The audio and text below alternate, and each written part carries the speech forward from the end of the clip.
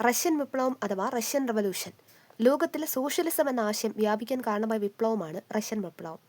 1917 20-ാം നൂറ്റാണ്ടിൽ റഷ്യയിൽ നടന്ന വിപ്ലവങ്ങളുടെ പരമ്പരയാണ് റഷ്യൻ വിപ്ലവം. ഇനി അതിൻ്റെ ചരിത്രത്തിലേക്കാണ്. റൂമനോവ് വംശജരായ സർ ചക്രവർത്തിമാരാണ് റഷ്യ ഭരിച്ചിരുന്നത്. അവരുടെ ഭരണത്തിന് കീഴിൽ മറ്റു യൂറോപ്യൻ രാജ്യങ്ങളെപ്പോലെ ശക്തിയാകാൻ റഷ്യ ശ്രമിച്ചിരുന്നു. കുലാക്കുകൾ എന്നറിയപ്പെട്ട വൻകിട ഭൂ ഉടമകൾ കർഷകരെ കഠിനമായി ദ്രോഹിച്ചു. വ്യവസായവൽക്കരണത്തിന്റെ വ്യാപനം റഷ്യയിലെ തൊഴിലാളികളെ വൻതോതിൽ ചൂഷണം ചെയ്യപ്പെടുന്നതിന് കാരണമായി. ഇതിനൊക്കെ പിന്തുണച്ചിരുന്ന ഭരണകൂടത്തിന്റെ സ്വേച്ഛാധിപത്യത്തിനെതിരെ കർഷകരും തൊഴിലാളികളും സംഘടിക്കാൻ ആരംഭിച്ചു. റഷ്യൻ വിപ്ലവ സമയത്ത് മാർക്സിസ്റ്റ് ആശയങ്ങളിൽ അധിഷ്ഠിതമായ തൊഴിലാളികൾക്ക് വേണ്ടി രൂപീകൃതമായ പാർട്ടിയാണ് Russian social democratic workers party. Russian social democratic workers party രൂപീകരിച്ച വർഷം 1898. ലെനിൻ എന്ന പേരിൽ പ്രസിദ്ധനായ വ്ളാഡിമർ ഇല്യാച്ച് ഉല്യനോവ് ആയിരുന്നു അവരുടെ പ്രധാന നേതാവ്. Russian social democratic workers party പിന്നീട് രണ്ടായി പിരിഞ്ഞു ഉണ്ടായ വിഭാഗങ്ങളാണ് മെൻഷേവിക്കുകൾ ന്യൂനപക്ഷവും ബോൾഷേവിക്കുകൾ ഭൂരിപക്ഷവും. ബോൾഷേവിക് പാർട്ടിയുടെ നേതൃത്വം നൽകിയത് ലെനിനും ട്രോട്സ്കിയുമാണ്. തൊഴിലാളികൾക്കിടയിൽ വിപ്ലവ ചിന്ത വളർത്തണമെന്നും പണിമുടക്കും വിപ്ലവവും മാർഗങ്ങളായി സ്വീകരിക്കണമെന്നുമാണ് ബോൾഷേവിക്കുകൾ വാദിച്ചത്. മെൻഷേവിക് പാർട്ടിയുടെ നേതൃത്വം നൽകിയത് അലക്സാണ്ടർ കെരൻസ്കിയാണ്. വിപ്ലവത്തിനും പണിമുടക്കിനും പകരം പരിഷ്കരണവും തിരഞ്ഞെടുപ്പും മതിയെന്ന് മെൻഷേവിക്കുകൾ വാദിച്ചു. റഷ്യയും ജപ്പാനും തമ്മിൽ യുദ്ധം നടന്നത് 1905-ലാണ്. ഈ യുദ്ധത്തിൽ റഷ്യ പരാജയപ്പെട്ടതിനെ തുടർന്നാണ് സർ ചക്രവർത്തിമാർക്കെതിരെ ഒരു വിപ്ലവം നടന്നു. സമരങ്ങൾ നടത്താനായി വിപ്ലവ സമയത്ത് റഷ്യയിൽ രൂപീകരിച്ച തൊഴിലാളികളുടെ സംഘമാണ് സോവിയറ്റ് എന്നറിയപ്പെടുന്നത്. സമരം ശക്തമായതിനെ തുടർന്ന് റഷ്യയിൽ രൂപീകരിച്ച നിയമനിർമ്മാണ സഭയുടെ പേരാണ് ദ്യൂമ. പോലീസ് സോവിയറ്റുകളെ അടിച്ചമർത്തുകയും പല നേതാക്കളും അറസ്റ്റിലാവുകയും ചെയ്തു. ഇതേ തുടർന്ന് ലെനിൻ സ്വിറ്റ്സർലാൻഡിലേക്ക് ഒളിവിൽ പോയി. മാർക്സിസം എന്ന ആശയത്തിന് രൂപം നൽകിയത് കാരൽ മാർക്സും ഫ്രെഡറിക് എംഗൽസുമാണ്. ഉൽപാദനത്തിന്റെ അടിസ്ഥാനം തൊഴിലാളികളാണെന്നും അതിനാൽ തൊഴിലാളി വർഗത്തിന്റെ സർവാധിപത്യത്തിനായി പ്രവർത്തിക്കണമെന്നും ആഹ്വാനം ചെയ്യുന്ന ആശയ സംഹിതയാണിത്. ഒരു സമൂഹത്തിലെ നിലനിൽക്കുന്ന ഉൽപാദന ബന്ധങ്ങളാണ് ആ സമൂഹത്തിലെ മാറ്റങ്ങളുടെ അടിസ്ഥാനമെന്ന് പ്രസ്താവിക്കുന്ന ആശയ സംഹിത. ഇനി ഇവിടെ എക്സ്ട്രാ മാർക്സ് എന്ന് പറഞ്ഞൊരു ബോക്സ് ഉണ്ട്, അത് നോക്കാം. റഷ്യൻ വിപ്ലവത്തിന്റെ പ്രവാചകൻ എന്നറിയപ്പെടുന്നത് ലിയോ ടോൾസ്റ്റോയി. റഷ്യൻ വിപ്ലവത്തിന്റെ മുഖ്യ മുദ്രാവാക്യം ഭൂമി, ആഹാരം, സമാധാനം. റഷ്യൻ വിപ്ലവത്തിന്റെ മറ്റു മുദ്രാവാക്യങ്ങൾ നോക്കാം. കൃഷിഭൂമി കർഷകർക്ക്, ഭക്ഷണം പാവങ്ങൾക്ക്, അധികാരം തൊഴിലാളികൾക്ക്, സ്വാതന്ത്ര്യം എല്ലാവർക്കും. ഇനി അടുത്ത് രക്തരൂക്ഷിതമായ ഞായറാഴ്ച അഥവാ ബ്ലഡി സൺഡേ എന്താണെന്ന് നോക്കാം. തുടർച്ചയായി 10-11 മണിക്കൂർ പണിയെടുക്കേണ്ടി വന്ന റഷ്യയിലെ ഫാക്ടറി തൊഴിലാളികൾ മെച്ചപ്പെട്ട സേവന വേതന വ്യവസ്ഥകൾ ആവശ്യപ്പെട്ട് ഫാദർ ജോർജ് ഗെപ്പോണിന്റെ നേതൃത്വത്തിൽ 1903 ഒരു സമിതി രൂപീകരിച്ചു. രാഷ്ട്രീയ അവകാശങ്ങളും സാമ്പത്തിക പരിഷ്കരണങ്ങളും ആവശ്യപ്പെട്ട് തൊഴിലാളികൾ പെട്രോഗ്രാഡ് എന്ന സ്ഥലത്ത് പ്രകടനം നടത്തിയ വർഷം 1905 ജനുവരി 9. ഈ പ്രകടനത്തിനു നേരെ പട്ടാളം വെടിവെക്കുകയും 100 കണക്കിന് തൊഴിലാളികൾ കൊല്ലപ്പെടുകയും ചെയ്ത സംഭവമാണ് രക്തരൂഷിതമായ ഞായറാഴ്ച എന്നറിയപ്പെടുന്നത്. രക്തരൂഷിത ഞായറാഴ്ച എന്നറിയപ്പെടുന്നത് 1905 ജനുവരി 9-നാണ്. 1905 ജനുവരി 9-നാണ് ഈ ഒരു സംഭവം നടക്കുന്നത്. അതുകൊണ്ട് തന്നെ ആ ദിവസത്തെ ആ ഒരു സൺഡേ അതിനെയാണ് രക്തദൂഷിത ഞായറാഴ്ച എന്നറിയപ്പെടുന്നത്. ഇനി ഫെബ്രുവരി വിപ്ലവം. റഷ്യൻ വിപ്ലവത്തിന്റെ ഭാഗമായി നടന്ന ആദ്യ വിപ്ലവങ്ങളിൽ ഒന്നാണ് ഫെബ്രുവരി വിപ്ലവം അഥവാ മാർച്ച് വിപ്ലവം. ഫെബ്രുവരി വിപ്ലവം നടന്നത് 1917 മാർച്ചിലാണ്. ഇത് റഷ്യൻ കലണ്ടർ പ്രകാരം ഫെബ്രുവരിയിലാണ്. ഒന്നാം ലോക യുദ്ധത്തിനിടയിൽ പട്ടിണി വ്യാപകമായതോടെ 1917 തുടക്കം മുതൽ പൊതു പണിമുടക്കുകൾ ആരംഭിച്ചു.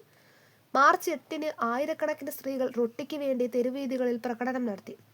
ലോകയുദ്ധത്തിൽ നിന്ന് റഷ്യ പിന്മാറണമെന്നും സർഭരണം അവസാനിപ്പിക്കണമെന്നും സമരക്കാർ ആവശ്യപ്പെട്ടു. മാർച്ച് 12 സൈന്യത്തിന്റെ നിരവധി റെജിമെന്റുകൾ പണിമുടക്കുന്ന തൊഴിലാളികൾക്കൊപ്പം ചേർന്നു. അവർ രാഷ്ട്രീയ തടവുകാരെ മോചിപ്പിക്കുകയും പെട്രോഗ്രാഡ് എന്ന തലസ്ഥാന നഗരം പിടിച്ചെടുക്കുകയും ചെയ്തു. റഷ്യയിലെ ചക്രവർത്തിയായിരുന്ന നിക്കോളസ് രണ്ടാമൻ സ്ഥാനമൊഴിയുകയും റഷ്യയിൽ മെൻഷേവിക് നേതാവ് അലക്സാണ്ടർ കെരൻസ്കിയുടെ നേതൃത്വത്തിൽ ഒരു താൽക്കാലിക ഗവൺമെന്റ് നിലവിൽ വരികയും ചെയ്ത സംഭവം അറിയപ്പെടുന്നതാണ് ഫെബ്രുവരി വിപ്ലവം.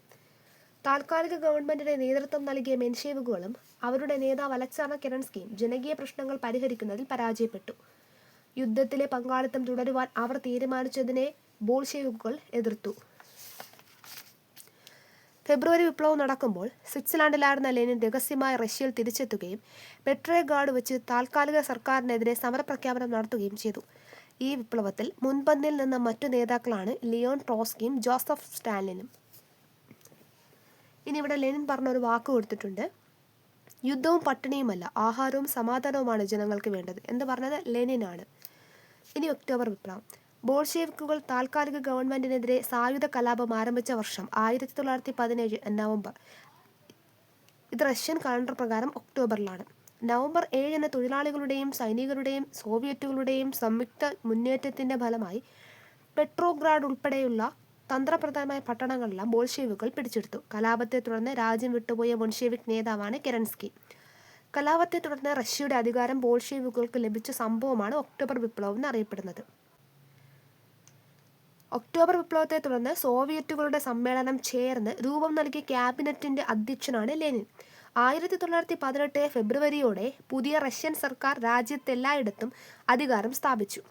Bolshevik party Russian communist party എന്ന പേര് സ്വീകരിച്ചു. ഈ ബോൾഷെവിക് പാർട്ടിയാണ് റഷ്യൻ കമ്മ്യൂണിസ്റ്റ് പാർട്ടി എന്ന പേര് സ്വീകരിച്ചത്. ഒക്ടോബർ വിപ്ലവത്തെ ആധാരമാക്കി ലോകത്തെ പിടിച്ചു കുലുക്കിയ 10 ദിവസം അഥവാ 10 days that shook the world എന്ന കൃതി രചിച്ചത് ജോൺ റീഡ്. ഇനി റഷ്യയിലെ സാമ്പത്തിക പരിഷ്കാരങ്ങൾ. 1917 മുതൽ 1921 വരെ റഷ്യയിലുണ്ടായ ആഭ്യന്തര യുദ്ധം കാര്യങ്ങൾ കൂടുതൽ വഷളാക്കിയിരുന്നു. റഷ്യയിലെ പഴയ ഭൂവുടമകളും മുതലാളിമാരും കൂടി രൂപീകരിച്ച വെള്ളപ്പടയ്ക്ക് അഥവാ വൈറ്റ് ആർമിക്ക് കമ്മ്യൂണിസ്റ്റ് ഭരണത്തെ ഭയപ്പെട്ട പാശ്ചാത്യ രാജ്യങ്ങളിൽ നിന്നും ചിലർ സഹായം നൽകിയിരുന്നു. അവർ റഷ്യ ആക്രമിച്ചു. ഈ യുദ്ധം അറിയപ്പെടുന്നത് ഇടങ്കോലിടൽ യുദ്ധം എന്നാണ്. ഇതേ തുടർന്ന് റഷ്യയുടെ സമ്പദ് വ്യവസ്ഥ മെച്ചപ്പെടുത്താൻ ലെനിൻ കൈക്കൊണ്ട നടപടികൾ ഏതൊക്കെയാണെന്ന് നോക്കാം. കൃഷിഭൂമി, എസ്റ്റേറ്റുകൾ എന്നിവ കർഷകർക്ക് വിതരണം ചെയ്തു. ഉൽപ്പന്നങ്ങളിൽ അധികമുള്ളവ സർക്കാർ ഏറ്റെടുത്ത് മറ്റ് ജനവിഭാഗങ്ങൾക്ക് വിതരണം നടത്തി.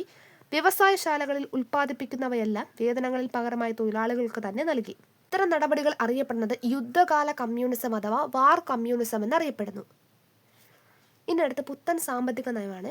റഷ്യയിൽ ലെനിൻ പുത്തൻ സാമ്പത്തിക നയം നടപ്പിലാക്കിയത് 1921 ഇതിൽ പ്രകാരം കർഷകർക്ക് ഇഷ്ടമുള്ള ധാന്യം കൃഷി ചെയ്യാനും ഉൽപ്പന്നങ്ങൾ പൊതു കമ്പോളത്തിൽ വിൽക്കാനും സ്വാതന്ത്ര്യം നൽകി. തൊഴിലാളികൾക്ക് വേതനം പണമായി കൊടുത്തു. സ്വകാര്യ മേഖലയിൽ ചില വ്യവസായങ്ങൾ അനുവദിച്ചു. പിന്നെ ഇവിടെ ഒരു ടേബിളിൽ യുദ്ധകാല കമ്മ്യൂണിസവും പുത്തൻ സാമ്പത്തികവും നയവും തമ്മിലുള്ള വ്യത്യാസം കൊടുത്തിട്ടുണ്ടേ. അത് നിങ്ങൾ ജസ്റ്റ് ഒന്ന് നോക്കിയാൽ മതി. ആ മുകളിൽ. ഇനി അടുത്ത് സോവിയറ്റ് യൂണിയന്റെ ഉദയം. റഷ്യൻ വിപ്ലവത്തെ തുടർന്നാണ് വ്യത്യസ്ത സോവിയറ്റ് റിപ്പബ്ലിക്കുകൾ കൂട്ടിച്ചേർന്ന സോവിയറ്റ് യൂണിയൻ അഥവാ USSR രൂപീകൃതമായത്. സോവിയറ്റ് യൂണിയൻ നിലവിൽ വന്ന വർഷം 1922. ഇതോടെ Russian communist party Soviet communist പാർട്ടിയായി. റഷ്യയിൽ പുതിയ ഭരണഘടന നിലവിൽ വരാൻ കാരണമായ സംഭവമാണ് റഷ്യൻ വിപ്ലവം അഥവാ റഷ്യൻ റവല്യൂഷൻ. റഷ്യയിൽ പുതിയ ഭരണഘടന നിലവിൽ വന്നത് 1924. Soviet union league of nation അംഗമായ വർഷം 1934. സോവിയറ്റ് യൂണിയൻ അഥവാ USSR പിരിച്ചുവിട്ട വർഷം 1991. ഇന്നത്തേക്ക് ഇത്ര മതി. ഒരുപാട് ലെങ്ത് പോയ വീഡിയോ കൃത്യസമയത്ത് അപ്ലോഡ് ആവില്ല. അതുകൊണ്ടാണ്. പിന്നെ നിങ്ങൾ ഞാൻ പറയുന്ന കാര്യങ്ങൾ നമ്മുടെ ഈ ഒരു റാങ്ക് ഫയലിലുള്ള അതേ കാര്യങ്ങൾ തന്നെയാണ്. നിങ്ങളൊന്ന് സ്പീഡ് കൂടുകയാണെങ്കിൽ സ്പീഡ് കുറച്ചിട്ടിട്ട് ജസ്റ്റ് ഇത് മാത്രം ഈ പറയുന്ന സംഭവങ്ങൾ മാത്രം ഒന്ന് ക്യാച്ച് ചെയ്യാൻ ശ്രമിക്കുക.